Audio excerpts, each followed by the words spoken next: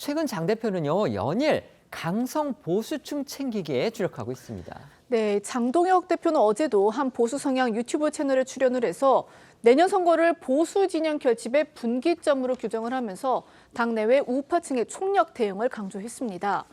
황교안 전 총리의 자유와 혁신이나 자유민주당, 우리공화당 등 우파 정당과도 연대할 수 있느냐 이런 질문에 대해서 국민의힘만으로는 이재명 정부와 싸우기 어렵다며 연대를 강조했습니다. 장 대표는 사석에서도 무턱대고 중도층만 공략을 하면 지지층을 지키지 못한다면서 강성보수 지지층 챙기기가 먼저라는 그런 취지의 발언을 한 것으로도 전해집니다. 어제 나온 장동혁 대표의 목소리 들어보시겠습니다. 내년 지방선거를 제가 체제 전쟁이라고 말씀드린 거고요. 그 깃발 아래 모일 수 있는 모든 우파들은 함께 모여서 이재명 정권이 가려고 하는 이 체제 전복, 사회주의 체제로 가려고 하는, 독재 체제로 가려고 하는 이것을 막기 위해서는 모두 다 함께 연대할 수 있어야 된다. 이재명 정권과 맞서 싸워야 된다라고 하는 모든 우파 시민으로 확장하고 연대하는 것도 지금 다 끝나지 않았고 거기로 확장하기도 우리는 지금 버겁습니다. 장동혁 대표는요, 황교안 전 총리가 체포되던 지난 주일이었죠. 우리가 황교안이다 이렇게 또 말을 해서 당내 비주류 소장파원들로부터 거센 또 비판을 받기도 했습니다. 네, 이 장동혁 대표는 지난 10일 대장동 항소포기 규탄 대회에서 이 당일 체포된 황교안 전 총리를 언급하며 우리가 황교안이다, 뭉쳐 싸우자 이렇게 말했는데요. 이 당내 일각에선 중도층도 고려해야 한다는 지적이 나왔고요. 한동훈 전 대표 역시 우리는 황교안이 아니라고 공개적으로 반박하기도 했습니다. 장동혁 대표와 한동훈 전 대표 목소리도 이어서 들어보겠습니다. 여러분, 전쟁입니다. 우리가 황교안입니다. 뭉쳐서 싸웁시다. 누가 이렇게 얘기하던데요? 우리는 황교안이다? 우리는 황교안이 아니에요.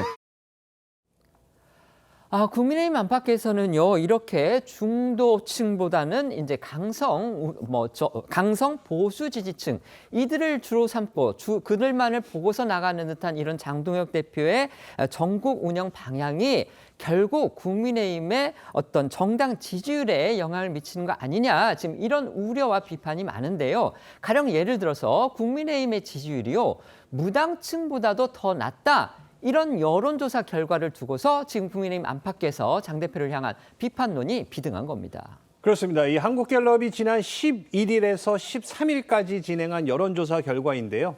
국민의힘 지지율이 24%로 전주 대비 2%포인트 하락했고요. 특히 지지하는 정당이 없는 이 무당층의 비율이 27%로 국민의힘 지지율보다도 3%포인트 높은 것으로 집계됐습니다.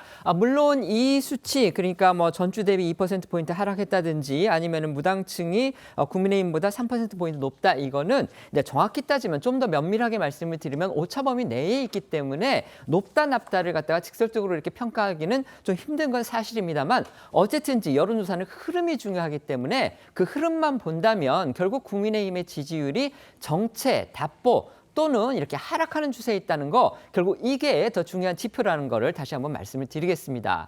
장동혁 대표는요, 이처럼 이 횡보를 하고 있는, 그러니까 옆으로 계속 가고 있는 당 지지율에 대해서 점차 지지율은 높아질 것이다.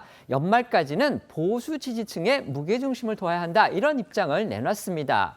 하지만 이 대장동 항소 포기와 같은 어떻게 보면 상대 진영의 악재가 터졌는데도 지지율을 끌어올리지 못하는 거, 결국 당을 책임지고 있는 당대표가 어떤 식으로든 책임을 져야 하는 문제라는 지적이 나오고 있는 겁니다. 장동혁 대표, 결국 이제 지금은 중도층보다는 강성 우파, 강성 지지자들 이들을 챙기고 단합시키는 게 우선이다, 이런 쪽으로 가는 것 같습니다. 그런데 아까 저희가 수치를 보여드렸듯이 국민의힘의 지지율은 계속 옆걸음 아니면 하향 추세입니다. 이거 결국 국민의힘의 조타수격인 당대표의 책임이 큰 거 아니냐, 지금 이런 비판 나올 수밖에 없을 듯한데 어떻게 보십니까? 예전에 김대중 대통령이 이런 이야기를 하신 적이 있어요.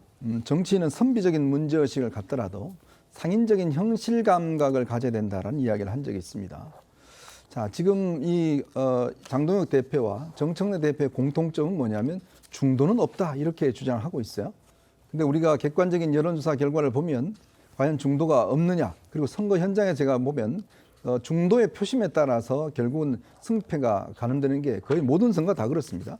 자, 그런데 이 상황을 지금 체제 전쟁이라고 이야기를 하고 그다음에 이렇게 지금 항소 취소에 대한 국민들의 지금 분노가 있는데 이걸 우리는 황교안이다라고 이야기를 해버리면 아까 제가 말씀드렸듯이 뭔가 이념에 지금 어떤 체제 전쟁이라는 그런 어떤 망상에 빠져서 사실상 현실을 못 보고 있는 게 아닌가 하는 생각이 들어요. 자, 본인은 언제 나아질 것이다라고 이야기를 하고 있지만 그럼 왜 그동안 나아지지 않았죠? 그동안은 계속적으로 장영욱 대표가 취임한 이후에 왜 지지율 변화가 없었죠? 결국은 윤석열 전 대통령 그 11호 부동산 정책이 한참 문제가 되고 국민적 분노감이 일 때 뭐라 했습니까? 바로 윤석열 전 대통령 면회가는 바람에 찬물을 끼얹었지 않습니까? 이번도 항소 취소하면서 하다가 또 우리가 황교안이다라는 바람에 또 이렇게 돼버렸거든요. 그러면서 연말 되면 나아질 것이다? 무슨 근거로 나아질 거란 거죠? 그러니까 자신의 생각만을 가지고 지금 이렇게 끌어가니까 결국 분노를 담아내지 못하고 있고 실제로 여론조사 결과에서는 제3당으로 지금 추락하는 그런 결과를 낳고 있는 겁니다. 빨리 현실을 깨달아야 될 것 같습니다. 네.